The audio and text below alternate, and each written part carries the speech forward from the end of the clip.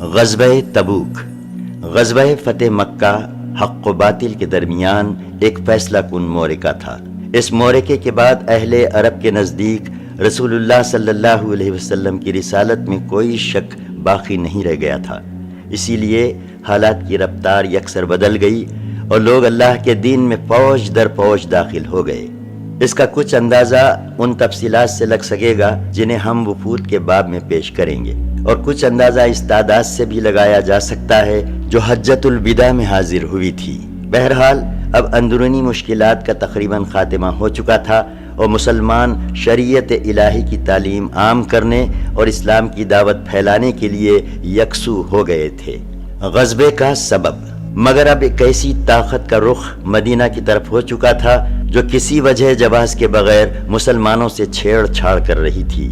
یہ طاقت رومیوں کی تھی جو اس وقت روئے زمین پر سب سے بڑی فوجی قوت کی حیثیت رکھتی تھی۔ پچھلے اوراق میں یہ بتایا جا چکا ہے کہ اس چھیڑ چھاڑ کی ابتدا شرجیل بن عمرو غسانی کے ہاتھوں رسول اللہ صلی اللہ علیہ وسلم کے سفیر حضرت حارث بن عمیر ازدی رضی اللہ عنہ کے قتل سے ہوئی، جبکہ وہ رسول اللہ صلی اللہ علیہ وسلم کا پیغام لے کر بصرہ کے حکمران کے پاس تشریف لے گئے تھے۔ یہ بھی بتایا جا چکا ہے کہ نبی صلی اللہ علیہ وسلم نے اس کے بعد حضرت زید بن حارثہ رضی اللہ عنہ کی سرکردگی میں ایک لشکر بھیجا تھا جس نے رومیوں سے سرزمین موطا میں خوفناک ٹکر لی، مگر یہ لشکر ان متکبر ظالموں سے انتقام لینے میں کامیاب نہ ہوا۔ البتہ اس نے دور و نزدیک کے عرب باشندوں پر نہایت بہترین اثرات چھوڑے۔ قیصر روم ان اثرات کو اور ان کے نتیجے میں عرب قبائل کے اندر روم سے آزادی اور مسلمانوں کی ہمنوائی کے لیے پیدا ہونے والے جذبات کو نظر انداز نہیں کر سکتا تھا۔ اس لیے یقیناً یہ ایک خطرہ تھا جو قدم بقدم ایک سرحد کی طرف بڑھ رہا تھا اور عرب سے ملی ہوئی سرحد شام کے لیے چیلنج بنتا جا رہا تھا۔ اس لیے قیصر نے سوچا کہ مسلمانوں کی قوت کو ایک عظیم اور ناقابل شکست خطرے کی صورت اختیار کرنے سے پہلے کچل دینا ضروری ہے تاکہ روم سے متصل عرب علاقوں میں فتنے اور ہنگامے سر نہ اٹھا سکیں۔ ان مصلحتوں کے پیش نظر ابھی جنگ موطا پر ایک سال بھی نہ گزرا تھا کہ قیصر نے رومی باشندوں اور اپنی ماتحت عربوں یعنی آل غسان وغیرہ پر مشتمل فوج کی فراہمی شروع کر دی اور ایک خوریز اور فیصلہ کن معرکے کی تیاری میں لگ گیا۔ روم و غسان کی تیاریوں کی عام خبریں ادھر مدینہ میں پے در پے خبریں پہنچ رہی تھیں کہ روم مسلمانوں کے خلاف ایک فیصلہ کن معرکے کی تیاری کر رہے ہیں۔ اس کی وجہ سے مسلمانوں کو ہمہ وقت کھٹکا لگا رہتا تھا اور ان کے کان کسی بھی غیر معتاد آواز کو سن کر فوراً کھڑے ہو جاتے تھے۔ وہ سمجھتے تھے کہ رومیوں کا ریلا آ گیا۔ اس کا اندازہ اس واقعے سے ہوتا ہے کہ اسی سن 9 ہجری میں نبی صلی اللہ علیہ وسلم نے اپنی ازواج مطہرات سے ناراض ہو کر 1 مہینے کے لیے ایلا کر لیا تھا، یعنی عورت کے پاس نہ جانے کی قسم کھا لینا، اور انہیں چھوڑ کر ایک بالا خانے میں علیحدہ ہو گئے تھے۔ صحابہ کرام رضی اللہ عنہم کو ابتداءً حقیقت حال معلوم نہ ہو سکی تھی۔ انہوں نے سمجھا کہ نبی صلی اللہ علیہ وسلم نے طلاق دے دی ہے، اور اس کی وجہ سے صحابہ کرام میں شدید رنج و غم پھیل گیا تھا۔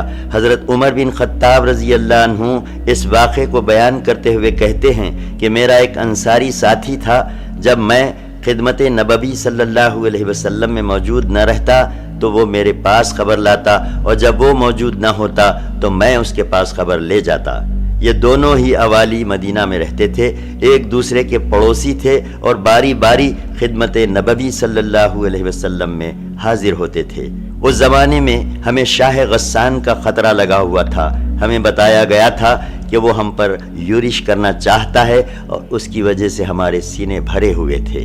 ایک روز اچانک میرا انصاری ساتھی دروازہ پیٹنے لگا اور کہنے لگا، کھولو کھولو۔ میں نے کہا، کیا غسانی آ گئے؟ اس نے کہا، نہیں، بلکہ اس سے بھی بڑی بات ہو گئی۔ رسول اللہ صلی اللہ علیہ وسلم اپنی بیویوں سے علیحدہ ہو گئے ہیں۔ ایک دوسری روایت میں یوں ہے کہ حضرت عمر رضی اللہ عنہ نے کہا، ہم میں چرچا تھا کہ آل غسان ہم پر چڑھائی کرنے کے لیے گھوڑوں کی نال لگوا رہے ہیں۔ ایک روز میرا ساتھی اپنی باری پر گیا اور عشاء کے وقت واپس آ کر میرا دروازہ بڑے زور سے پیٹا اور کہا، کیا وہ سو گئے ہیں؟ میں گھبرا کر باہر آیا۔ اس نے کہا، بڑا حادثہ ہو گیا۔ میں نے کہا کیا ہوا؟ کیا غسانی آ گئے؟ اس نے کہا نہیں، بلکہ اس سے بھی بڑا اور لمبا حادثہ، رسول اللہ صلی اللہ علیہ وسلم نے اپنی بیویوں کو طلاق دے دی ہے۔ اس صورتحال کی سنگینی کا اندازہ لگایا جا سکتا ہے جو اس وقت رومیوں کی جانب سے مسلمانوں کو درپیش تھی۔ اس میں مزید اضافہ منافقین کی ان ریشہ دوانیوں سے ہوا جو انہوں نے رومیوں کی تیاری کی خبریں مدینہ پہنچنے کے بعد شروع کیں۔ چنانچہ اس کے باوجود کہ یہ منافقین دیکھ چکے تھے کہ رسول اللہ صلی اللہ علیہ وسلم ہر میدان میں کامیاب ہیں اور روئے زمین کی کسی طاقت سے نہیں ڈرتے، بلکہ جو رکاوٹیں آپ صلی اللہ علیہ وسلم کی راہ میں حائل ہوتی ہیں وہ پاش پاش ہو جاتی ہیں، اس کے باوجود ان منافقین نے یہ امید باندھ لی کہ مسلمانوں کے خلاف انہوں نے اپنے سینے میں جو دیرینہ آرزو چھپا رکھی تھی اور جس گردش دورہ کا وہ عرصے سے انتظار کر رہے تھے، اب اس کی تکمیل کا وقت قریب آ گیا ہے۔ اپنے اس تصور کی بنا پر انہوں نے ایک مسجد کی شکل میں جو مسجد زرار کے نام سے مشہور ہوئی، دسیسہ کاری اور سازش کا ایک بھٹ تیار کیا جس کی بنیاد اہل ایمان کے درمیان تفرقہ اندازی اور اللہ اور اس کے رسول کے ساتھ کفر اور ان سے لڑنے والوں کے لیے گھات کی جگہ فراہم کرنے کے ناپاک مقصد پر رکھی، اور رسول اللہ صلی اللہ علیہ وسلم سے گزارش کی کہ آپ صلی اللہ علیہ وسلم اس میں نماز پڑھ دیں۔ اس سے منافقین کا مقصد یہ تھا کہ وہ اہل ایمان کو فریب میں رکھیں اور انہیں پتہ نہ لگنے دیں کہ اس مسجد میں ان کے خلاف سازش اور دسیسہ کاری کی کارروائیاں انجام دی جا رہی ہیں، اور مسلمان اس مسجد میں آنے جانے والوں پر نظر نہ رکھیں۔ اس طرح یہ مسجد منافقین اور ان کے بیرونی دوستوں کے لیے ایک پرامن گھونسلے اور بھٹ کا کام دے۔ لیکن رسول اللہ صلی اللہ علیہ وسلم نے اس مسجد میں نماز کی ادائیگی کو جنگ سے واپسی تک کے لیے مؤخر کر دیا، کیونکہ آپ تیاری میں مشغول تھے۔ اس طرح منافقین اپنے مقصد میں کامیاب نہ ہو سکے اور اللہ نے ان کا پردہ واپسی سے پہلے ہی چاک کر دیا۔ چنانچہ آپ نے غزوے سے واپس آ کر اس مسجد میں نماز پڑھنے کی بجائے اسے منہدم کرا دیا۔ روم و غسان کی تیاریوں کی خاصی خبریں۔ ان حالات اور خبروں کا مسلمان سامنا کر ہی رہے تھے کہ انہیں اچانک ملک شام میں تیل لے کر آنے والے بنتیوں سے معلوم ہوا کہ ہراقل نے 40,000 سپاہیوں کا ایک لشکر جرار تیار کیا ہے اور روم کے ایک عظیم کمانڈر کو اس کی کمان سونپی ہے۔ اپنے جھنڈے تلے عیسائی قبائل لخم و جزام وغیرہ کو بھی جمع کر لیا ہے اور ان کا ہراول دستہ بلخہ پہنچ چکا ہے۔ اس طرح ایک بڑا خطرہ مجسم ہو کر مسلمانوں کے سامنے آ گیا۔ حالات کی نزاکت میں اضافہ۔ پھر جس بات سے صورتحال کی نزاکت میں مزید اضافہ ہو رہا تھا وہ یہ تھی کہ زمانہ سخت گرمی کا تھا، لوگ تنگی اور قحط سالی کی آزمائش سے دوچار تھے، سواریاں کم تھیں، پھل پک چکے تھے، اس لیے لوگ پھل اور سائے میں رہنا چاہتے تھے، وہ پھل پھور روانگی نہ چاہتے تھے۔ ان سب پر متضاد مسافت کی دوری اور راستے کی پیچیدگی اور دشواری تھی۔ رسول اللہ صلی اللہ علیہ وسلم کی طرف سے ایک قطعی اقدام کا فیصلہ، لیکن رسول اللہ صلی اللہ علیہ وسلم حالات و تغیر کا مطالعہ کہیں زیادہ دقت نظر سے فرما رہے تھے۔ آپ سمجھ رہے تھے کہ اگر آپ نے ان فیصلہ کن لمحات میں رومیوں سے جنگ لڑنے میں کاہلی اور سستی سے کام لیا، رومیوں کو مسلمانوں کے زیر اثر علاقوں میں گھسنے دیا اور وہ مدینہ تک بڑھ اور چڑھ آئے تو اسلامی دعوت پر اس کے نہایت برے اثرات مرتب ہوں گے۔ مسلمانوں کی فوجی ساکھ اکھڑ جائے گی اور وہ جاہلیت جو جنگ حنین میں کاری ضرب لگنے کے بعد اخروی دم توڑ رہی تھی دوبارہ زندہ ہو جائے گی، اور منافقین جو مسلمانوں پر گردش زمانہ کا انتظار کر رہے ہیں اور ابو عامر فاسق کے ذریعے شاہ روم سے رابطہ قائم کیے ہوئے ہیں، پیچھے سے عین اس وقت مسلمانوں کے شکم میں خنجر گھونپ دیں گے جب آگے سے رومیوں کا ریلا ان پر خونخوار حملے کر رہا ہوگا۔ اس طرح وہ بہت ساری کوششیں رائے گاہ چلی جائیں گی جو آپ صلی اللہ علیہ وسلم نے اور آپ صلی اللہ علیہ وسلم کے صحابہ کرام رضی اللہ عنہم نے اسلام کی نشر و اشاعت میں صرف کی تھیں، اور وہ بہت ساری کامیابیاں ناکامی میں تبدیل ہو جائیں گی جو طویل اور خونریز جنگوں اور مسلسل فوجی دوڑ دھوپ کے بعد حاصل کی گئی تھیں۔ رسول اللہ صلی اللہ علیہ وسلم ان نتائج کو اچھی طرح سمجھ رہے تھے، اس لیے اسرت و شدت کے باوجود آپ صلی اللہ علیہ وسلم نے طے کیا کہ رومیوں کو دارالاسلام کی طرف پیش قدمی کی مہلت دیے بغیر خود ان کے علاقے اور حدود میں گھس کر ان کے خلاف ایک فیصلہ کن جنگ لڑی جائے۔ رومیوں سے جنگ کی تیاری کا اعلان۔ یہ معاملہ طے کر لینے کے بعد آپ صلی اللہ علیہ وسلم نے صحابہ کرام رضی اللہ عنہم میں اعلان فرما دیا کہ لڑائی کی تیاری کریں۔ قبائل عرب اور اہل مکہ کو بھی پیغام دیا کہ لڑائی کے لیے نکل پڑیں۔ آپ کا دستور تھا کہ جب کسی غزوے کا ارادہ فرماتے تو کسی اور ہی جانب کا توریہ کرتے، لیکن صورتحال کی نزاکت اور تنگی کی شدت کے سبب اب کی بار آپ صلی اللہ علیہ وسلم نے صاف صاف اعلان فرما دیا کہ رومیوں سے جنگ کا ارادہ ہے، تاکہ لوگ مکمل تیاری کر لیں۔ آپ صلی اللہ علیہ وسلم نے اس موقع پر لوگوں کو جہاد کی ترغیب بھی دی، اور جنگ ہی پر ابھارنے کے لیے سورہ توبہ کا بھی ایک ٹکڑا نازل ہوا۔ ساتھ ہی آپ نے صدقہ و خیرات کرنے کی فضیلت بیان کی اور اللہ کی راہ میں اپنا نفیس مال خرچ کرنے کی رغبت دلائی۔ غزوے کی تیاری کے لیے مسلمانوں کی دوڑ دھوپ۔ صحابہ کرام رضی اللہ عنہ نے جو ہی رسول اللہ صلی اللہ علیہ وسلم کا ارشاد سنا کہ آپ صلی اللہ علیہ وسلم رومیوں سے جنگ کی دعوت دے رہے ہیں، جھٹ اس کی تعمیل کے لیے دوڑ پڑے اور پوری تیز رفتاری سے لڑائی کی تیاری شروع کر دی۔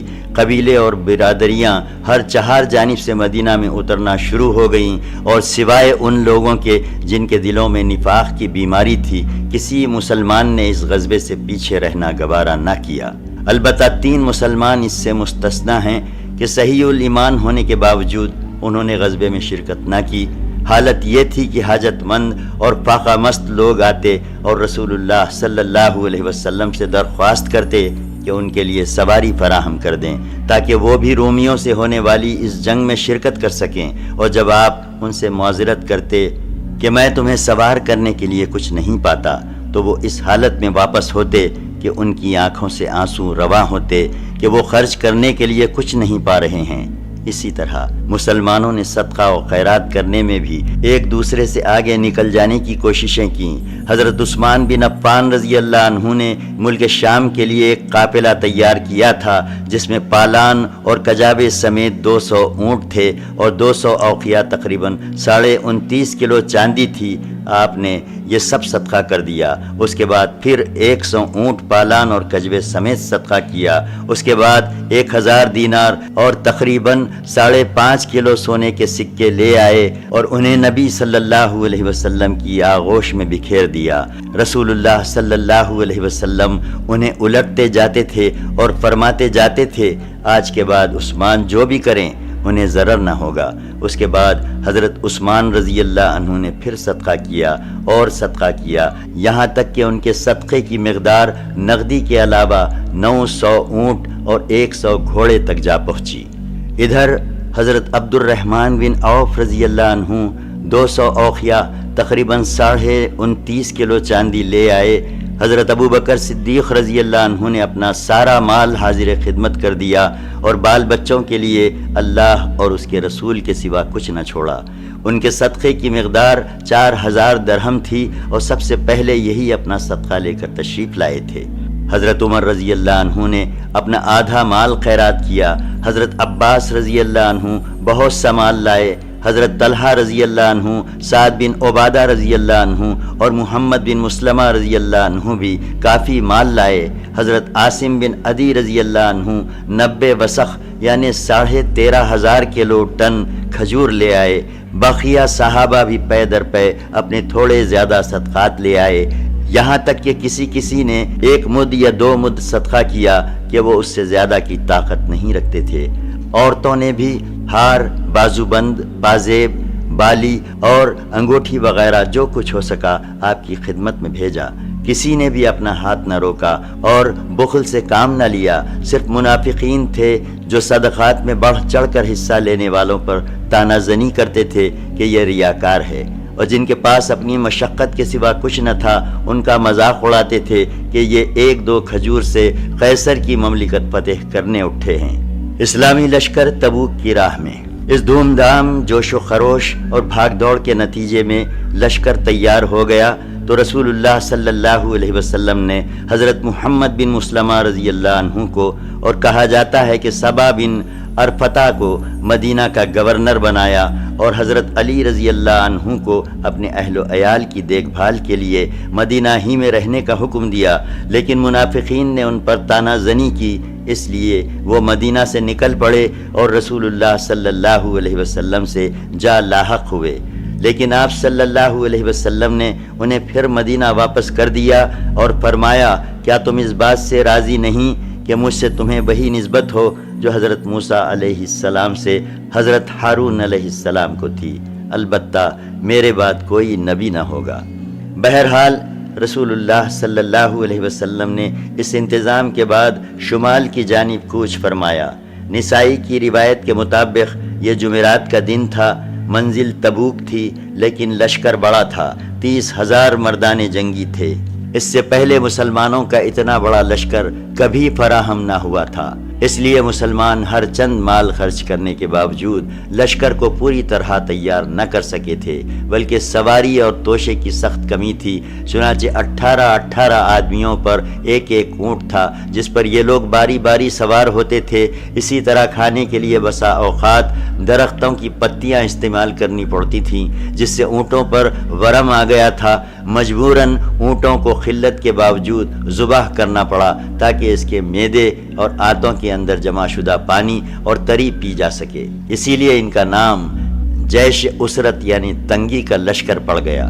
تبوک کی راہ میں لشکر کا گزر ہجر یعنی دیار سمود سے ہوا۔ سمود وہ قوم تھی جس نے وادی الخرا کے اندر چٹانیں تراش کر مکانات بنائے تھے۔ صحابہ کرام نے وہاں کے کنویں سے پانی لے لیا تھا، لیکن جب چلنے لگے تو رسول اللہ صلی اللہ علیہ وسلم نے فرمایا، تم یہاں کا پانی نہ پینا اور اس سے نماز کے لیے وضو نہ کرنا، اور جو آٹا تم لوگوں نے گوندھ رکھا ہے اسے جانوروں کو کھلا دو، خود نہ کھاؤ۔ آپ صلی اللہ علیہ وسلم نے یہ بھی حکم دیا کہ لوگ اس کنویں سے پانی لیں جس سے صالح علیہ السلام کی اونٹنی پانی پیا کرتی تھی۔ صحیحین میں ابن عمر رضی اللہ عنہ سے روایت ہے کہ جب نبی صلی اللہ علیہ وسلم ہجر یعنی دیار ثمود سے گزرے تو فرمایا، ان ظالموں کی جائے سکونت میں داخل نہ ہونا کہ کہیں تم پر بھی وہی مصیبت نہ آن پڑے جو ان پر آئی تھی، ہاں مگر روتے ہوئے۔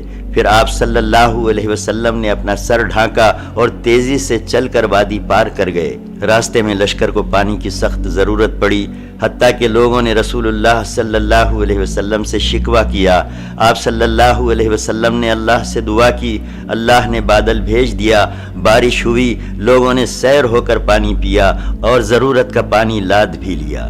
پھر جب تبوک کے قریب پہنچے تو آپ صلی اللہ علیہ وسلم نے فرمایا، کل انشاءاللہ تم لوگ تبوک کے چشمے پر پہنچ جاؤ گے، لیکن چاش سے پہلے نہیں پہنچو گے، لہٰذا جو شخص وہاں پہنچے اس کے پانی کو ہاتھ نہ لگائے یہاں تک کہ میں آ جاؤں۔ حضرت معاذ رضی اللہ عنہ کا بیان ہے کہ ہم لوگ پہنچے تو وہاں 2 آدمی پہلے ہی پہنچ چکے تھے۔ چشمے سے تھوڑا تھوڑا پانی آ رہا تھا۔ رسول اللہ صلی اللہ علیہ وسلم نے دریافت کیا کہ کیا تم دونوں نے اس کے پانی کو ہاتھ لگایا ہے؟ انہوں نے کہا ہاں۔ آپ صلی اللہ علیہ وسلم نے ان دونوں سے جو کچھ اللہ نے چاہا فرمایا، پھر چشمے سے چلو کے ذریعے تھوڑا تھوڑا پانی نکالا یہاں تک کہ قدرے جمع ہو گیا۔ پھر رسول اللہ صلی اللہ علیہ وسلم نے اس میں اپنا چہرہ اور ہاتھ دھویا اور اسے چشمے میں انڈیل دیا۔ اس کے بعد چشمے سے خوب پانی آیا، صحابہ کرام نے سیر ہو کر پانی پیا۔ پھر رسول اللہ صلی اللہ علیہ وسلم نے فرمایا، اے معاذ، اگر تمہاری زندگی دراز ہوئی تو تم اس مقام کو باغات سے ہرا بھرا دیکھو گے۔ راستے ہی میں یا تبوک پہنچ کر روایات میں اختلاف ہے۔ رسول اللہ صلی اللہ علیہ وسلم نے فرمایا، آج رات تم پر سخت آندھی چلے گی، لہٰذا کوئی نہ اٹھے، اور جس کے پاس اونٹ ہو وہ اس کی رسی مضبوطی سے باندھ دے۔ چنانچہ سخت آندھی چلی، ایک شخص کھڑا ہو گیا تو آندھی نے اسے اڑا کر طئی کی 2 پہاڑیوں کے پاس پھینک دیا۔ اور راستے میں رسول اللہ صلی اللہ علیہ وسلم کا معمول تھا کہ آپ ظہر اور عصر کی نمازیں اکٹھا اور مغرب اور عشاء کی نمازیں اکٹھا پڑھتے تھے، جماعت تقدیم بھی کرتے تھے اور جماعت تاخیر بھی۔ جماعت تقدیم کا مطلب یہ ہے کہ ظہر اور عصر دونوں ظہر کے وقت میں اور مغرب اور عشاء دونوں مغرب کے وقت میں پڑھی جائیں، اور جمع تاخیر کا مطلب یہ ہے کہ ظہر اور عصر دونوں عصر کے وقت میں اور مغرب و عشاء دونوں عشاء کے وقت میں پڑھی جائیں۔ اسلامی لشکر تبوک میں اتر کر خیمہ زن ہوا۔ وہ رومیوں سے دو ہاتھ کرنے کے لیے تیار تھا۔ پھر رسول اللہ صلی اللہ علیہ وسلم نے اہل لشکر کو مخاطب کر کے نہایت بلیغ خطبہ دیا۔ آپ نے جامع الکلم ارشاد فرمائے، دنیا اور آخرت کی بھلائی کی رغبت دلائی، اللہ کے عذاب سے ڈرایا اور اس کے انعامات کی خوشخبری دی۔ اس طرح فوج کا حوصلہ بلند ہو گیا۔ ان میں توشے، ضروریات اور سامان کی کمی کے سبب جو نقص اور خلل تھا وہ اس راہ سے پر ہو گیا۔ دوسری طرف روم اور ان کے حلیفوں کا یہ حال ہوا کہ رسول اللہ صلی اللہ علیہ وسلم کی آمد کی خبر سن کر ان کے اندر خوف کی لہر دوڑ گئی۔ انہیں آگے بڑھنے اور ٹکر لینے کی ہمت نہ ہوئی اور وہ اندرون ملک مختلف شہروں میں بکھر گئے۔ ان کے اس طرز عمل کا اثر جزیرے عرب کے اندر اور باہر مسلمانوں کی فوجی ساکھ پر بہت عمدہ مرتب ہوا، اور مسلمانوں نے ایسے اہم سیاسی فوائد حاصل کیے کہ جنگ کی صورت میں اس کا حاصل کرنا آسان نہ ہوتا۔ تفصیل یہ ہے، ایلا کے حاکم یحنا بن روبہ نے آپ کی خدمت میں حاضر ہو کر جزیے کی ادائیگی منظور کی اور صلح کا معاہدہ کیا۔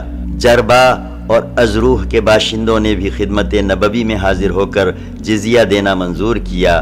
رسول اللہ صلی اللہ علیہ وسلم نے ان کے لیے ایک تحریر لکھ دی جو ان کے پاس محفوظ تھی۔ آپ صلی اللہ علیہ وسلم نے حاکم ایلا کو بھی ایک تحریر لکھ کر دی جو یہ تھی: بسم اللہ الرحمن الرحیم، یہ پروانہ امن ہے اللہ کی جانب سے اور نبی محمد الرسول اللہ صلی اللہ علیہ وسلم کی جانب سے یحنا بن روبہ اور باشندگان ایلا کے لیے۔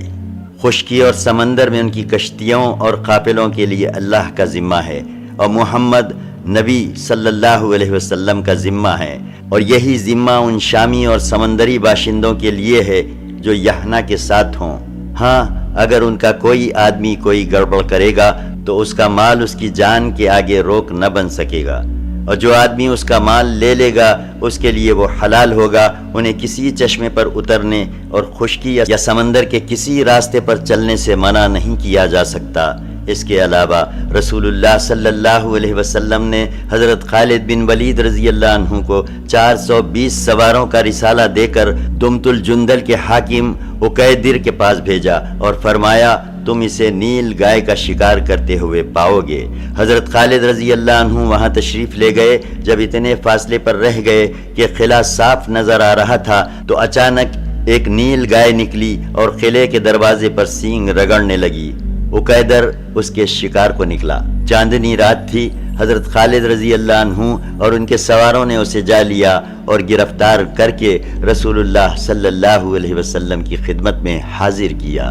آپ صلی اللہ علیہ وسلم نے اس کی جان بخشی کی اور 2000 اونٹ، 800 غلام، 400 زرہیں اور 400 نیزوں کی شرط پر مصالحت فرمائی۔ اس نے جزیہ بھی دینے کا اقرار کیا۔ چنانچہ آپ صلی اللہ علیہ وسلم نے اس سے یحنا سمیت دوما، تبوک، ایلا اور تیمہ کے شرائط پر معاملہ طے کیا۔ ان حالات کو دیکھ کر وہ قبائل جو اب تک رومیوں کے اعلی کار بنے ہوئے تھے سمجھ گئے کہ اب اپنے ان پرانے سرپرستوں پر اعتماد کرنے کا وقت ختم ہو چکا ہے، اس لیے وہ بھی مسلمانوں کے حمایتی بن گئے۔ اس طرح اسلامی حکومت کی سرحدیں وسیع ہو کر براہ راست رومی سرحد سے جا ملیں اور روم کے اعلی کاروں کا بڑی حد تک خاتمہ ہو گیا۔ مدینہ کو واپسی۔ اسلامی لشکر تبوک سے مسفر و منصور واپس آیا۔ کوئی ٹکر نہ ہوئی۔ اللہ جنگ کے معاملے میں مومنین کے لیے کافی ہوا۔ البتہ راستے میں ایک جگہ ایک گھاٹی کے پاس 12 منافقین نے نبی صلی اللہ علیہ وسلم کو قتل کرنے کی کوشش کی۔ اس وقت آپ صلی اللہ علیہ وسلم اس گھاٹی سے گزر رہے تھے اور آپ کے ساتھ صرف حضرت عمار رضی اللہ عنہ تھے جو اونٹنی کی نکیل تھامے ہوئے تھے، اور حضرت حذیفہ بن یمان رضی اللہ عنہ تھے جو اونٹنی ہانک رہے تھے۔ باقی صحابہ کرام دور وادی کے نشیب سے گزر رہے تھے، اس لیے منافقین نے اس موقع کو اپنے ناپاک مقصد کے لیے غنیمت سمجھا اور آپ صلی اللہ علیہ وسلم کی طرف قدم بڑھایا۔ ادھر آپ اور آپ کے دونوں ساتھی حسب معمول راستہ طے کر رہے تھے کہ پیچھے سے ان منافقین کے قدموں کی چاپیں سنائی دیں۔ یہ سب چہروں پر ڈھانٹا باندھے ہوئے تھے اور اب آپ پر تقریباً چڑھ ہی آئے تھے کہ آپ صلی اللہ علیہ وسلم نے حضرت حذیفہ رضی اللہ عنہ کو ان کی جانب بھیجا۔ انہوں نے ان کی سواریوں کے چہروں پر اپنے ایک ڈھال سے ضرب لگانی شروع کی، جس سے اللہ نے انہیں مرعوب کر دیا اور وہ تیزی سے بھاگ کر لوگوں میں جا ملے۔ اس کے بعد رسول اللہ صلی اللہ علیہ وسلم نے ان کے نام بتائے اور ان کے ارادے سے باخبر کیا۔ اسی لیے حضرت حذیفہ رضی اللہ عنہ کو رسول اللہ صلی اللہ علیہ وسلم کا رازداں کہا جاتا ہے۔ اسی واقعے سے متعلق اللہ کا یہ ارشاد نازل ہوا کہ انہوں نے اس کام کا قصد کیا جسے وہ نہ پا سکے۔ خاتمہ سفر پر جب دور سے نبی صلی اللہ علیہ وسلم کو مدینے کے نقوش دکھائی پڑے تو آپ صلی اللہ علیہ وسلم نے فرمایا، یہ رہا طابہ اور یہ رہا احد، اور یہ وہ پہاڑ ہے جو ہم سے محبت کرتا ہے اور جس سے ہم محبت کرتے ہیں۔ ادھر مدینے میں آپ کی آمد کی خبر پہنچی تو عورتیں، بچے اور بچیاں باہر نکل پڑیں اور زبردست اعزاز کے ساتھ لشکر کا استقبال کرتے ہوئے یہ نغمہ گنگنایا، ہم پر شنیت الوداع سے 14ویں کا چاند طلوع ہوا، جب تک پکارنے والا اللہ کو پکارے ہم پر شکر واجب ہے۔ رسول اللہ صلی اللہ علیہ وسلم تبوک کے لیے رجب میں روانہ ہوئے تھے اور واپس آئے تو رمضان کا مہینہ تھا۔ اس سفر میں پورے 50 روز صرف ہوئے، 20 دن تبوک میں اور 30 دن آمد و رفت میں۔ یہ آپ صلی اللہ علیہ وسلم کی حیات مبارکہ کا آخری غزوہ تھا جس میں آپ صلی اللہ علیہ وسلم نے بنفس نفیس شرکت فرمائی۔ مخلفین، یہ غزوہ اپنے مخصوص حالات کے لحاظ سے اللہ تعالیٰ کی طرف سے ایک سخت آزمائش بھی تھا، جس سے اہل ایمان اور دوسرے لوگوں میں تمیز ہو گئی، اور اس قسم کے موقع پر اللہ تعالیٰ کا دستور بھی یہی ہے۔ ارشاد ہے، اللہ مومنین کو ایسی حالت پر چھوڑ نہیں سکتا جس پر تم لوگ ہو، یہاں تک کہ خبیث کو پاکیزہ سے علیحدہ کر دے۔ چنانچہ اس غزوے میں سارے کے سارے مومنین صادقین نے شرکت کی اور اس سے غیر حاضری نفاق کی علامت قرار پائی۔ چنانچہ کیفیت یہ تھی کہ اگر کوئی پیچھے رہ گیا تھا اور اس کا ذکر رسول اللہ صلی اللہ علیہ وسلم سے کیا جاتا تو آپ صلی اللہ علیہ وسلم فرماتے کہ اسے چھوڑو، اگر اس میں خیر ہے تو اللہ اسے جلد ہی تمہارے پاس پہنچا دے گا، اور اگر ایسا نہیں ہے تو پھر اللہ نے تمہیں اس سے راحت دے دی ہے۔ غرض اس غزوے سے یا تو وہ لوگ پیچھے رہے جو معذور تھے یا وہ لوگ جو منافق تھے، جنہوں نے اللہ اور اس کے رسول سے ایمان کا جھوٹا دعویٰ کیا تھا اور اب جھوٹا عذر پیش کر کے غزوے میں شریک نہ ہونے کی اجازت لے لی تھی اور پیچھے بیٹھ رہے تھے، یا سرے سے اجازت لیے بغیر ہی بیٹھ رہ گئے تھے۔ ہاں، 3 آدمی ایسے تھے جو سچے اور پکے مومن تھے اور کسی وجہ جواز کے بغیر پیچھے رہ گئے تھے، انہیں اللہ نے آزمائش میں ڈال دیا اور پھر ان کی توبہ قبول کی۔ اس کی تفصیل یہ ہے کہ واپسی پر رسول اللہ صلی اللہ علیہ وسلم مدینہ میں داخل ہوئے تو حسب معمول سب سے پہلے مسجد نبوی صلی اللہ علیہ وسلم میں تشریف لے گئے، وہاں 2 رکعت نماز پڑھی، پھر لوگوں کی خاطر بیٹھ گئے، اور ادھر منافقین نے جن کی تعداد 80 سے کچھ زیادہ تھی آ کر معذرتیں شروع کر دیں اور قسمیں کھانے لگے۔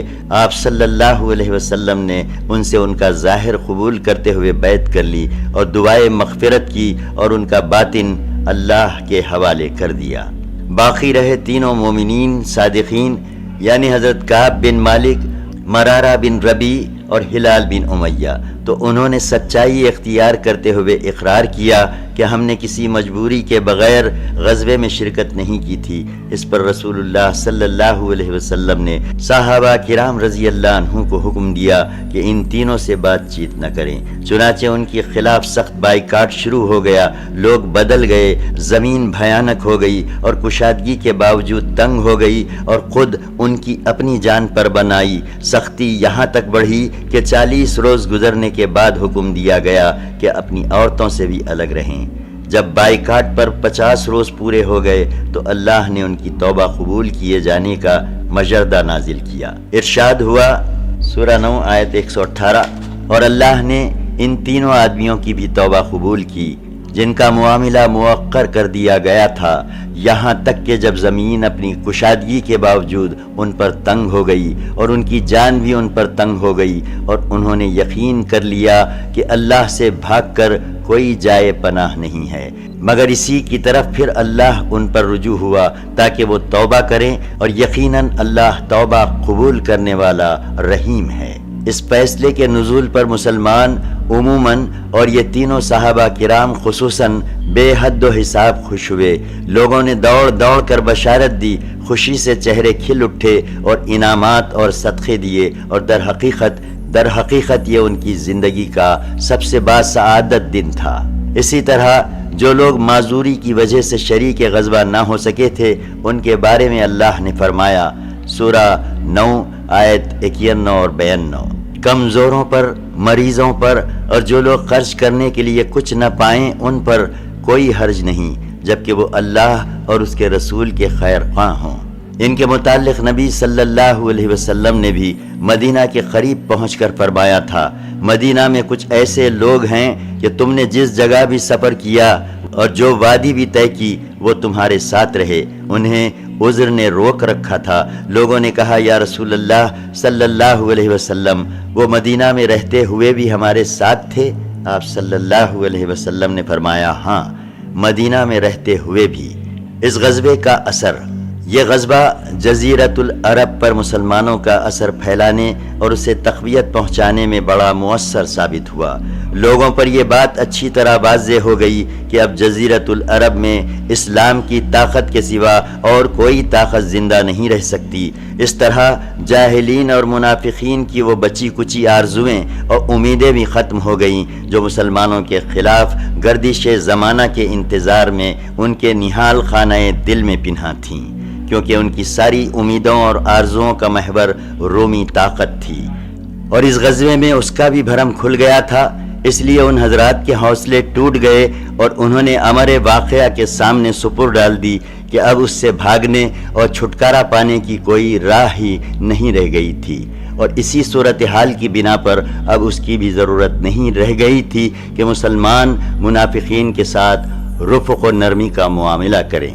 لہٰذا اللہ نے ان کے خلاف سخت رویہ اختیار کرنے کا حکم صادر فرمایا، یہاں تک کہ ان کے صدقے قبول کرنے، ان کی نماز جنازہ پڑھنے، ان کے لیے دعائے مغفرت کرنے اور ان کی قبروں پر کھڑے ہونے سے روک دیا، اور انہوں نے مسجد کے نام پر سازش اور دسیسہ کاری کا جو گھونسلہ تعمیر کیا تھا اسے ڈھا دینے کا حکم دیا، اور ان کے بارے میں ایسی آیات نازل فرمائیں کہ وہ بالکل ننگے ہو گئے، انہیں پہچاننے میں کوئی ابہام نہ رہا۔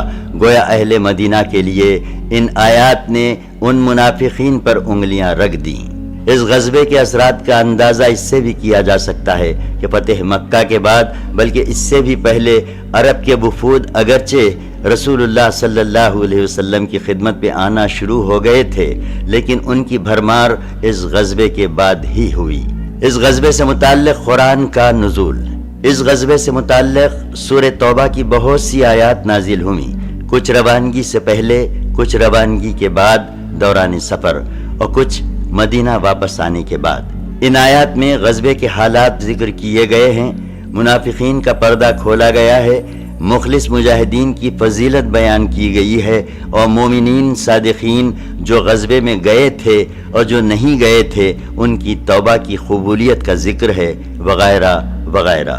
اس سن کے بعض اہم واقعات۔ اس سن یعنی سن 9 ہجری میں تاریخی اہمیت کے متعدد واقعات پیش آئے۔ ایک، تبوک سے رسول اللہ صلی اللہ علیہ وسلم کی واپسی کے بعد اویمر اجلانی اور ان کی بیوی کے درمیان لیان ہوا۔ 2، غامدیہ عورت کو جس نے آپ صلی اللہ علیہ وسلم کی خدمت میں حاضر ہو کر بدکاری کا اقرار کیا تھا، رجم کیا گیا۔ اس عورت نے بچے کی پیدائش کے بعد جب دودھ چھڑا لیا تب اسے رجم کیا گیا تھا۔ 3، اسہمہ نجاشی شاہ حبشہ نے وفات پائی اور رسول اللہ صلی اللہ علیہ وسلم نے اس کی غائبانہ نماز جنازہ پڑھی۔ 4، نبی صلی اللہ علیہ وسلم کی صاحبزادی ام کلثوم رضی اللہ عنہا کی وفات ہوئی۔ ان کی وفات پر آپ کو سخت غم ہوا اور آپ صلی اللہ علیہ وسلم نے حضرت عثمان سے فرمایا کہ اگر میرے پاس تیسری لڑکی ہوتی تو اس کی بھی شادی تم سے کر دیتا۔ 5 تبوک سے رسول اللہ صلی اللہ علیہ وسلم کی واپسی کے بعد راس المنافقین عبداللہ بن ابی نے وفات پائی۔ رسول اللہ صلی اللہ علیہ وسلم نے اس کے لیے دعائے مغفرت کی اور حضرت عمر رضی اللہ عنہ کے روکنے کے باوجود اس کی نماز جنازہ پڑھی۔ بعد میں قرآن نازل ہوا اور اس میں حضرت عمر رضی اللہ عنہ کی موافقت اور تائید کرتے ہوئے منافقین پر نماز جنازہ پڑھنے سے منع کر دیا گیا۔ حج سن 9 ہجری، زیر امارت حضرت ابوبکر رضی اللہ عنہ۔ اسی سال ذیقعدہ یا ذی الحجہ سن 9 ہجری میں رسول اللہ صلی اللہ علیہ وسلم نے مناسک حج قائم کرنے کی غرض سے ابوبکر رضی اللہ عنہ کو امیر الحج بنا کر روانہ فرمایا۔ اس کے بعد سورہ بارات کا ابتدائی حصہ نازل ہوا، جس میں مشرکین سے کیے گئے عہد و پیمان کو برابری کی بنیاد پر ختم کرنے کا حکم دیا گیا تھا۔ اس حکم کے آ جانے کے بعد رسول اللہ صلی اللہ علیہ وسلم نے حضرت علی بن ابی طالب رضی اللہ عنہ کو روانہ فرمایا تاکہ وہ آپ صلی اللہ علیہ وسلم کی جانب سے اس کا اعلان کر دیں۔ ایسا اس لیے کرنا پڑا کہ خون اور مال کے عہد و پیمان کے سلسلے میں عرب کا یہی دستور تھا کہ آدمی یا تو خود اعلان کرے یا اپنے خاندان کے کسی فرد سے اعلان کرائے۔ خاندان سے باہر کے کسی آدمی کا کیا ہوا اعلان تسلیم نہیں کیا جاتا تھا۔ حضرت ابوبکر رضی اللہ عنہ سے حضرت علی رضی اللہ عنہ کی ملاقات ارج یا وادی زجنان میں ہوئی۔ حضرت ابوبکر رضی اللہ عنہ نے دریافت کیا کہ امیر ہو یا مامور۔ حضرت علی رضی اللہ عنہ نے کہا کہ نہیں بلکہ مامور ہوں۔ پھر دونوں آگے بڑھے۔ حضرت ابوبکر رضی اللہ عنہ نے لوگوں کو حج کرایا۔ جب 10ویں تاریخ یعنی قربانی کا دن آیا تو حضرت علی بن ابی طالب رضی اللہ عنہ نے جمرہ کے پاس کھڑے ہو کر لوگوں میں وہ اعلان کیا جس کا حکم رسول اللہ صلی اللہ علیہ وسلم نے دیا تھا، یعنی تمام عہد والوں کا عہد ختم کر دیا اور انہیں 4 مہینے کی مہلت دی۔ اسی طرح جن کے ساتھ کوئی عہد و پیمان نہ تھا انہیں بھی 4 مہینے کی مہلت دی۔ البتہ جن مشرکین نے مسلمانوں سے عہد نبھانے میں کوئی کوتاہی نہ کی تھی اور نہ مسلمانوں کے خلاف کسی کی مدد کی تھی، ان کا عہد ان کی طے کردہ مدت تک برقرار رکھا اور حضرت ابوبکر رضی اللہ عنہ نے صحابہ کرام کی ایک جماعت بھیج کر یہ اعلان عام کرایا کہ آئندہ سے کوئی مشرک حج نہیں کر سکتا اور نہ کوئی ننگا آدمی بیت اللہ کا طواف کر سکتا ہے۔ یہ اعلان گویا جزیرۃ العرب سے بت پرستی کے خاتمے کا اعلان تھا، یعنی اس سال کے بعد بت پرستی کے لیے آمد و رفت کی کوئی گنجائش نہیں۔ غزوات پر ایک نظر۔ نبی صلی اللہ علیہ وسلم کے غزوات، سرایہ اور فوجی مہمات پر ایک نظر ڈالنے کے بعد کوئی بھی شخص جو جنگ کے ماحول، پس منظر و پیش منظر اور آثار و نتائج کا علم رکھتا ہو، یہ اعتراف کیے بغیر نہیں رہ سکتا کہ نبی صلی اللہ علیہ وسلم دنیا کے سب سے بڑے اور باکمال فوجی کمانڈر تھے۔ آپ صلی اللہ علیہ وسلم کی سوجھ بوجھ سب سے زیادہ درست اور آپ صلی اللہ علیہ وسلم کی فراست اور بیدار مغزی سب سے زیادہ گہری تھی۔ آپ صلی اللہ علیہ وسلم جس طرح نبوت اور رسالت کے اوصاف میں سید الرسل اور اعظم الانبیاء تھے، اسی طرح فوجی قیادت کے وصف میں بھی آپ یگانہ روزگار اور نادر عبقریت کے مالک تھے۔ چنانچہ آپ صلی اللہ علیہ وسلم نے جو بھی معرکہ آرائی کی، اس کے لیے ایسے حالات وجہات کا انتخاب فرمایا جو حزم و تدبر اور حکمت و شجاعت کے عین مطابق تھے۔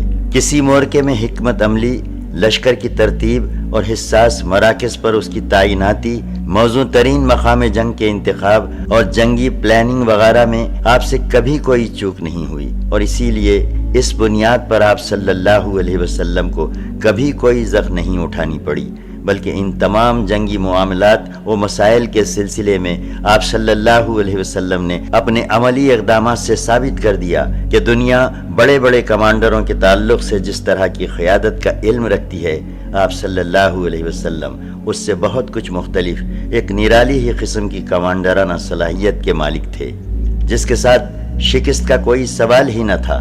اس موقع پر یہ عرض کر دینا بھی ضروری ہے کہ احد اور حنین میں جو کچھ پیش آیا، اس کا سبب رسول اللہ صلی اللہ علیہ وسلم کی کسی حکمت عملی کی خامی نہ تھی، بلکہ اس کے پیچھے حنین میں کچھ افراد لشکر کے بعض کمزوریاں کار فرما تھیں۔ اور احد میں آپ کی نہایت اہم حکمت عملی اور لازمی ہدایات کو نہایت فیصلہ کن لمحات میں نظر انداز کر دیا گیا تھا۔ پھر ان دونوں غزوات میں جب مسلمانوں کو زک اٹھانے کی نوبت آئی تو آپ صلی اللہ علیہ وسلم نے جس عبقریت کا مظاہرہ فرمایا وہ اپنی مثال آپ تھی۔ آپ دشمن کے مد مقابل ڈٹے رہے اور اپنی نادرِ روزگار حکمت عملی سے اسے یا تو اس کے مقصد میں ناکام بنا دیا جیسا کہ احد میں ہوا، یا جنگ کا پانسا اس طرح پلٹ دیا کہ مسلمانوں کی شکست فتح میں تبدیل ہو گئی جیسا کہ حنین میں ہوا۔ حالانکہ احد جیسی خطرناک صورتحال اور حنین جیسی بے لگام بھگدڑ سپہ سالاروں کی قوت فیصلہ سلب کر لیتی ہے اور ان کے اعصاب پر اتنا بدترین اثر ڈالتی ہے کہ انہیں اپنے بچاؤ کے علاوہ اور کوئی فکر نہیں رہ جاتی۔ یہ گفتگو تو ان غزوات کے خالص فوجی اور جنگی پہلو سے تھی، باقی رہے دوسرے گوشے تو وہ بھی بے حد اہم ہیں۔ آپ صلی اللہ علیہ وسلم نے ان غزوات کے ذریعے امن و امان قائم کیا، فتنے کی آگ بجھائی، اسلام و بت پرستی کی کشمکش میں دشمن کی شوکت توڑ کر رکھ دی اور انہیں اسلامی دعوت و تبلیغ کی راہ آزاد چھوڑنے اور مصالحت کرنے پر مجبور کر دیا۔ اسی طرح آپ صلی اللہ علیہ وسلم نے ان جنگوں کی بدولت یہ بھی معلوم کر لیا کہ آپ کا ساتھ دینے والوں میں کون سے لوگ مخلص ہیں اور کون سے لوگ منافق، جو نہاقانہ دل میں غدر و خیانت کے جذبات چھپائے ہوئے ہیں۔ پھر آپ صلی اللہ علیہ وسلم نے محاذرائی کے عملی نمونوں کے ذریعے مسلمان کمانڈروں کی ایک زبردست جماعت بھی تیار کر دی، جنہوں نے آپ کے بعد عراق و شام کے میدانوں میں فارس و روم سے ٹکر لی اور جنگی پلاننگ اور تکنیک میں ان کے بڑے بڑے کمانڈروں کو مات دے کر انہیں ان کے مکانات و سرزمین سے، اموال و باغات سے، چشموں اور کھیتوں سے، آرام دہ اور باعزت مقام سے اور مزیدار نعمتوں سے نکال باہر کیا۔ اسی طرح رسول اللہ صلی اللہ علیہ وسلم نے ان غزوات کی بدولت مسلمانوں کے لیے رہائش، کھیتی، پیشے اور کام کا انتظام فرمایا، بے خانما اور محتاج پناہ گزینوں کے مسائل حل فرمائے، ہتھیار، گھوڑے، ساز و سامان، اخراجات جنگ مہیا کیے، اور یہ سب کچھ اللہ کے بندوں پر ذرہ برابر ظلم و زیادتی اور جور و جفا کیے بغیر حاصل کیا۔ آپ صلی اللہ علیہ وسلم نے ان اسباب و وجوہ اور اغراض و مقاصد کو بھی تبدیل کر ڈالا جن کے لیے دور جاہلیت میں جنگ کے شعلے بھڑکا کرتے تھے، یعنی دور جاہلیت میں جنگ نام تھی لوٹ مار اور قتل و غارت گیری کا، ظلم و زیادتی اور انتقام و تشدد کا، کمزوروں کو کچلنے، آبادیاں ویران کرنے اور عمارتیں ڈھانے کا، عورتوں کی بے حرمتی کرنے اور بوڑھوں، بچوں اور بچیوں کے ساتھ سنگ دلی سے پیش آنے کا، کھیتی باڑی اور جانوروں کو ہلاک کرنے اور زمین میں تباہی و فساد مچانے کا، مگر اسلام نے اس جنگ کی روح تبدیل کر کے اسے ایک مقدس جہاد میں بدل دیا، جسے نہایت موزوں اور معقول اسباب کے تحت شروع کیا جاتا ہے، اور اس کے ذریعے ایسے شریفانہ مقاصد اور بلند پایہ اغراض حاصل کیے جاتے ہیں جنہیں ہر زمانے اور ہر ملک میں انسانی معاشرے کے لیے باعث اعزاز تسلیم کیا گیا ہے، کیونکہ اب جنگ کا مفہوم یہ ہو گیا کہ انسان کو قہر و ظلم کے نظام سے نکال کر عدل و انصاف کے نظام میں لانے کی مسلسل جد و جہد کی جائے، یعنی ایک ایسے نظام کو جس میں طاقتور کمزور کو کھا رہا ہو، الٹ کر ایک ایسا نظام قائم کیا جائے جس میں طاقتور کمزور ہو جائے جب تک کہ اس سے کمزور کا حق لے نہ لیا جائے۔ اسی طرح اب جنگ کا معنی یہ ہو گیا کہ ان کمزور مردوں، عورتوں اور بچوں کو نجات دلائی جائے جو دعائیں کرتے رہتے ہیں کہ اے ہمارے پروردگار، ہمیں اس بستی سے نکال جس کے باشندے ظالم ہیں، اور ہمارے لیے اپنے پاس سے ولی بنا اور اپنے پاس سے مددگار بنا۔ نیز اس جنگ کا معنی یہ ہو گیا کہ اللہ کی زمین کو غدر و خیانت، ظلم و ستم اور بدی و گناہ سے پاک کر کے اس کی جگہ امن و امان، رافت و رحمت، حقوق رسانی اور مربت و انسانیت کا ظلم بحال کیا جائے۔ رسول اللہ صلی اللہ علیہ وسلم نے جنگ کے لیے شریفانہ ضوابط بھی مقرر فرمائے اور اپنے فوجیوں اور کمانڈروں پر ان کی پابندی لازمی قرار دیتے ہوئے کسی حال میں ان سے باہر جانے کی اجازت نہ دی۔ حضرت سلیمان بن بریدہ رضی اللہ عنہ کا بیان ہے کہ رسول اللہ صلی اللہ علیہ وسلم جب کسی شخص کو کسی لشکر یا سریہ کا امیر مقرر فرماتے تو اسے خاص اس کے اپنے نفس کے بارے میں اللہ عز و جل کے تقوی کی اور اس کے مسلمان ساتھیوں کے بارے میں خیر کی وصیت فرماتے۔ پھر فرماتے اللہ کے نام سے اللہ کی راہ میں غزوہ کرو، جس نے اللہ کے ساتھ کفر کیا ان سے لڑائی کرو، غزوہ کرو، خیانت نہ کرو، بد عہدی نہ کرو، ناک کان وغیرہ نہ کاٹو، کسی بچے کو قتل نہ کرو۔ اسی طرح آپ صلی اللہ علیہ وسلم آسانی برتنے کا حکم دیتے اور فرماتے آسانی کرو، سختی نہ کرو، لوگوں کو سکون دلاؤ، متنفر نہ کرو۔ اور جب رات میں آپ کسی قوم کے پاس پہنچتے تو صبح ہونے سے پہلے چھاپا نہ مارتے۔ کسی کی جگہ کو جلانے سے نہایت سختی کے ساتھ منع کیا۔ اسی طرح باندھ کر قتل کرنے، عورتوں کو مارنے اور انہیں قتل کرنے سے بھی منع کیا، اور لوٹ پاٹ سے روکا، حتیٰ کہ آپ صلی اللہ علیہ وسلم نے فرمایا کہ لوٹ کا مال مردار سے زیادہ حلال نہیں۔ اسی طرح آپ صلی اللہ علیہ وسلم نے کھیتی باڑی تباہ کرنے، جانور ہلاک کرنے اور درخت کاٹنے سے منع فرمایا، سوائے اس صورت کے کہ اس کی سخت ضرورت آن پڑے اور درخت کاٹے بغیر کوئی چارہ کار نہ ہو۔ فتح مکہ کے موقع پر آپ صلی اللہ علیہ وسلم نے یہ بھی فرمایا کسی زخمی پر حملہ نہ کرو، کسی بھاگنے والے کا پیچھا نہ کرو اور کسی قیدی کو قتل نہ کرو۔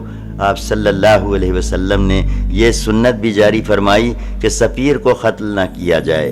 نیز آپ صلی اللہ علیہ وسلم نے معاہدین یعنی غیر مسلم شہریوں کے قتل سے بھی نہایت سختی سے روکا، یہاں تک کہ فرمایا جو شخص کسی معاہد کو قتل کرے گا وہ جنت کی خوشبو نہیں پائے گا، حالانکہ اس کی خوشبو 40 سال کے فاصلے سے پائی جاتی ہے۔ یہ اور اس طرح کے دوسرے بلند پایا قواعد و ضوابط تھے جن کی بدولت جنگ کا عمل جاہلیت کی گندگیوں سے پاک و صاف ہو کر مقدس جہاد میں تبدیل ہو گیا۔ اللہ کے دین میں فوج در فوج داخلہ۔ جیسا کہ ہم نے عرض کیا کہ غزوہ فتح مکہ ایک فیصلہ کن مورکہ تھا جس نے بت پرستی کا کام تمام کر دیا اور سارے عرب کے لیے حق و باطل کی پہچان ثابت ہوا۔ اس کی وجہ سے ان کے شبہات جاتے رہے، اسی لیے اس کے بعد انہوں نے بڑی تیز رفتاری سے اسلام قبول کیا۔ حضرت عمر بن سلمہ کا بیان ہے کہ ہم لوگ ایک چشمے پر آباد تھے جو لوگوں کی گزرگاہ تھا۔ ہمارے ہاں سے قافلے گزرتے رہتے تھے اور ہم ان سے پوچھتے رہتے تھے کہ لوگوں کا کیا حال ہے، اس آدمی یعنی نبی صلی اللہ علیہ وسلم کا کیا حال ہے اور کیسا ہے۔ لوگ کہتے وہ سمجھتا ہے کہ اللہ نے اسے پیغمبر بنایا ہے، اس کے پاس وحی بھیجی ہے، اللہ نے یہ اور یہ وحی کی ہے۔ میں یہ بات یاد کر لیتا تھا، گویا وہ میرے سینے میں چپک جاتی تھی، اور عرب حلقہ بگوش اسلام ہونے کے لیے فتح مکہ کا انتظار کر رہے تھے۔ کہتے تھے کہ اسے اور اس کی قوم کو پنجہ آزمائی کے لیے چھوڑ دو، اگر وہ اپنی قوم پر غالب آ گیا تو سچا نبی ہے۔ چنانچہ جب فتح مکہ کا واقعہ پیش آیا تو ہر قوم نے اپنے اسلام کے ساتھ مدینہ کی جانب پیش رفت کی، اور میرے والد بھی میری قوم کے اسلام کے ساتھ تشریف لے گئے۔ اور جب خدمت نبوی صلی اللہ علیہ وسلم سے واپس آئے تو فرمایا میں تمہارے پاس خدا کی قسم ایک نبی برحق کے پاس سے آ رہا ہوں۔ آپ صلی اللہ علیہ وسلم نے فرمایا ہے کہ فلاں نماز فلاں وقت پڑھو اور فلاں نماز فلاں وقت پڑھو، اور جب نماز کا وقت آ جائے تو تم میں سے ایک آدمی اذاں کہے اور جسے قرآن زیادہ یاد ہو وہ امامت کرے۔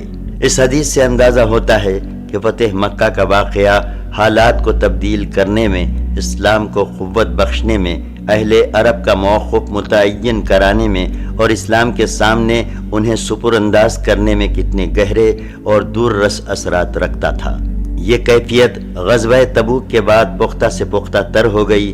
اس لیے ہم دیکھتے ہیں کہ ان 2 برسوں یعنی سن 9 ہجری اور سن 10 ہجری میں مدینہ آنے والے وفود کا تانتا بندھا ہوا تھا، اور لوگ اللہ کے دین میں فوج در فوج داخل ہو رہے تھے، یہاں تک کہ وہ اسلامی لشکر جو فتح مکہ کے موقع پر 10,000 سپاہ پر مشتمل تھا، اس کی تعداد غزوہ تبوک میں جبکہ ابھی فتح مکہ پر پورا 1 سال بھی نہیں گزرا تھا، اتنی بڑھ گئی کہ وہ 30,000 فوجیوں کے ٹھانٹے مارتے ہوئے سمندر میں تبدیل ہو گیا۔ پھر ہم حجۃ الوداع میں دیکھتے ہیں کہ 1,24,000 یا 1,44,000 اہل اسلام کا سیلاب امنڈ پڑا ہے جو رسول اللہ صلی اللہ علیہ وسلم کے گردا گرد اس طرح لبیک پکارتا، تکبیر کہتا اور حمد و تسبیح کے نغمے گنگناتا ہے کہ آفاق گونج اٹھے ہیں اور وادی و کوہسار نغمہ توحید سے معمور ہو جاتے ہیں۔ وفود، اہل مغازی نے جن وفود کا تذکرہ کیا ہے ان کی تعداد 70 سے زیادہ ہے، لیکن یہاں نہ تو ان کے استقصاء کی گنجائش ہے اور نہ ان کے تفصیلی بیان میں کوئی بڑا فائدہ ہی مضمر ہے، اس لیے ہم صرف انہی وفود کا ذکر کر رہے ہیں جو تاریخی حیثیت سے اہمیت و ندرت کے حامل ہیں۔ قارئین کرام کو یہ بات ملحوظ رکھنی چاہیے کہ اگرچہ عام قبائل کے وفود فتح مکہ کے بعد خدمت نبوی صلی اللہ علیہ وسلم میں حاضر ہونا شروع ہوئے تھے، لیکن بعض قبائل ایسے بھی تھے جن کے وفود فتح مکہ سے پہلے ہی مدینہ آ چکے تھے، یہاں ہم ان کا بھی ذکر کر رہے ہیں۔ ایک، وفد عبد القیس۔ اس قبیلے کا وفد 2 بار خدمت نبوی صلی اللہ علیہ وسلم میں حاضر ہوا تھا، پہلی بار سن 5 ہجری میں یا اس سے بھی پہلے، اور دوسری بار عام الوفود یعنی سن 9 ہجری میں۔ پہلی بار اس کی آمد کی وجہ یہ ہوئی کہ اس قبیلے کا ایک شخص منقذ بن حبان سامان تجارت لے کر مدینہ آیا جایا کرتا تھا۔ وہ جب نبی صلی اللہ علیہ وسلم کی ہجرت کے بعد پہلی بار مدینہ آیا اور اسے اسلام کا علم ہوا تو وہ مسلمان ہو گیا، اور نبی صلی اللہ علیہ وسلم کا ایک خط لے کر اپنی قوم کے پاس گیا۔ ان لوگوں نے بھی اسلام قبول کر لیا اور ان کے 13 یا 14 آدمیوں کا ایک وفد حرمت والے مہینے میں خدمت نبوی صلی اللہ علیہ وسلم میں حاضر ہوا۔ اسی دفعہ اس وفد نے نبی صلی اللہ علیہ وسلم سے ایمان اور مشروبات کے متعلق سوال کیا تھا۔ اس وفد کا سربراہ الاشج الاسری تھا، جس کے بارے میں رسول اللہ صلی اللہ علیہ وسلم نے فرمایا تھا کہ تم میں 2 ایسی خصلتیں ہیں جنہیں اللہ پسند کرتا ہے، ایک دور اندیشی اور 2 بردباری۔ دوسری بار اس قبیلے کا وفد جیسا کہ بتایا گیا وفود والے سال میں آیا تھا۔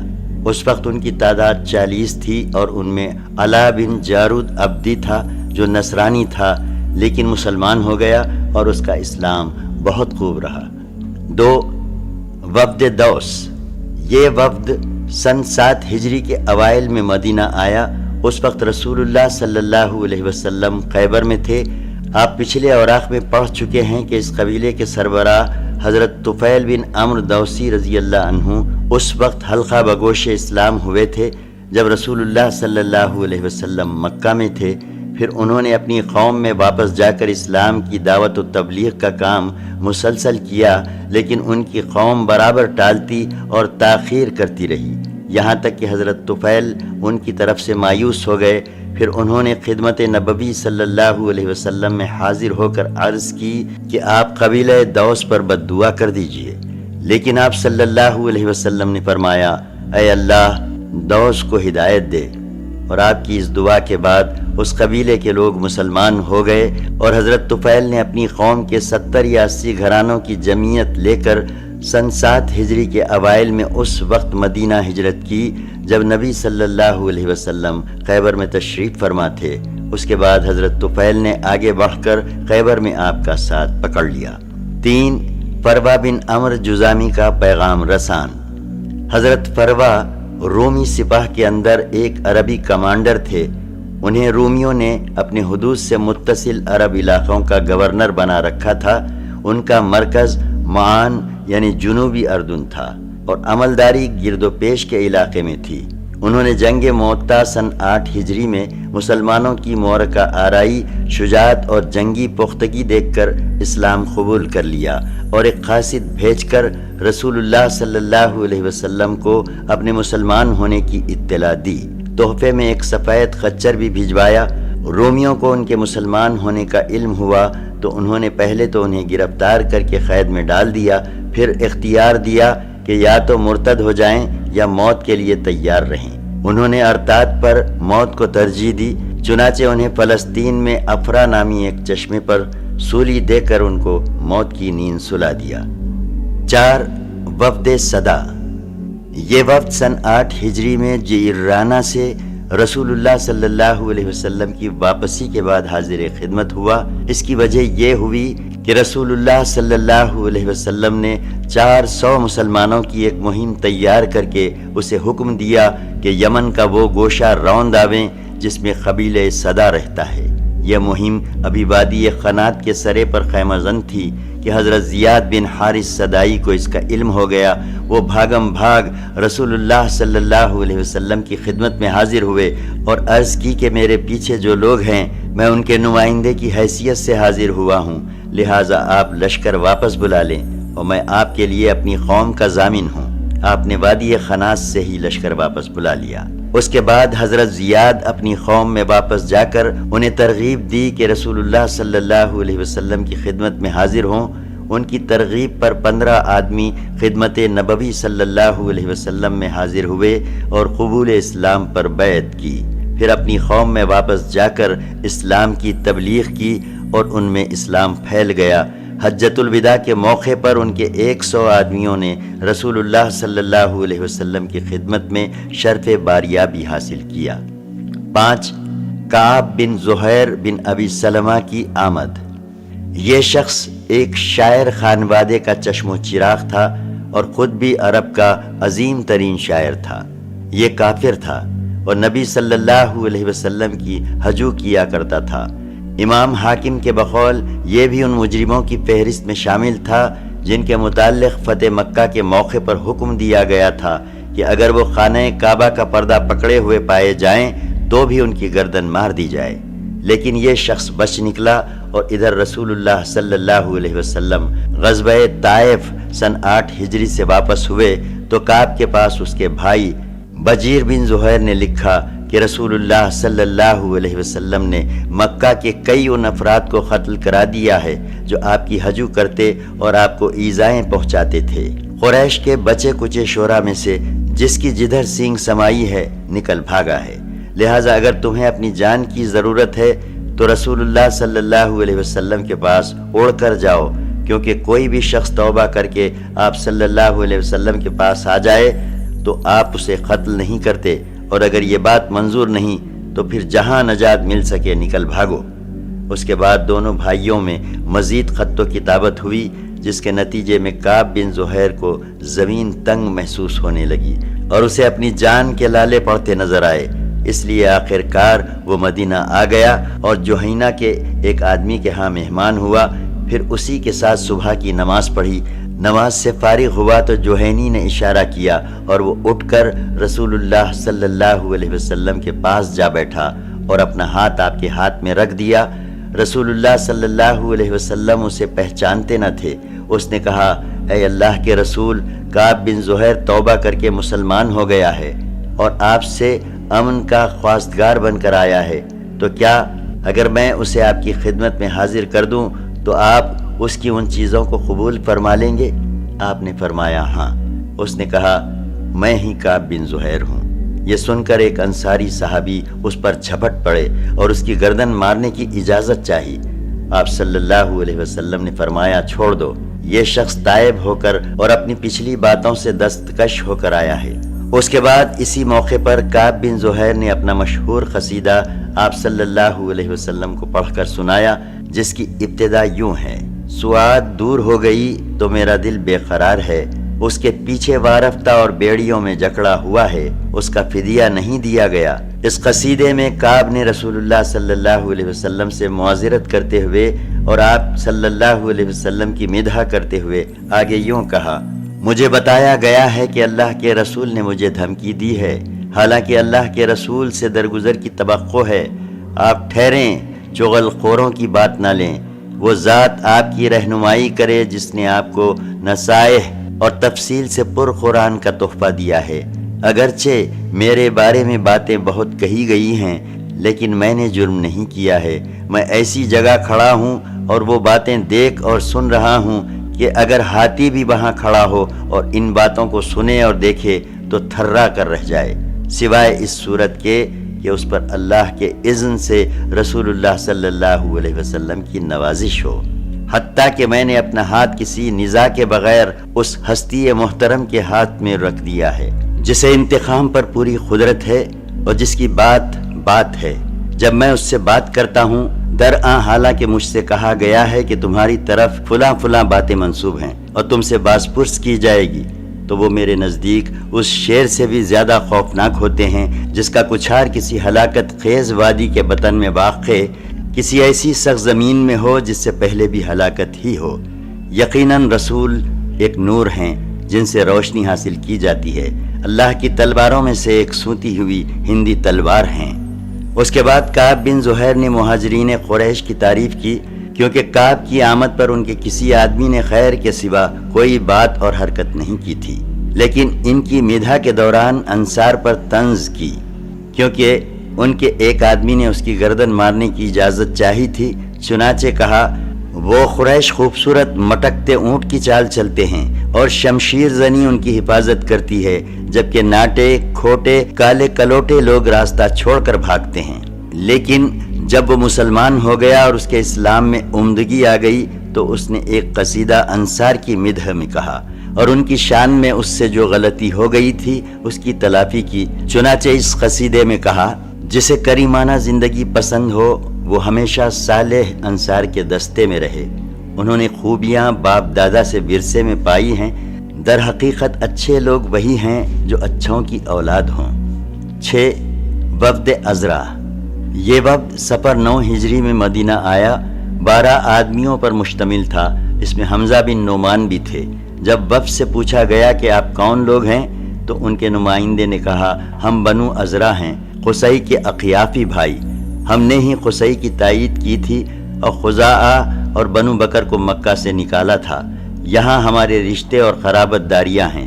اس پر نبی کریم صلی اللہ علیہ وسلم نے خوش آمدید کہا اور ملک شام کے فتح کیے جانے کی بشارت دی، نیز انہیں کاہنہ عورتوں سے سوال کرنے سے منع کیا اور ان ذبیحوں سے روکا جنہیں یہ لوگ حالت شرک میں ذبح کیا کرتے تھے۔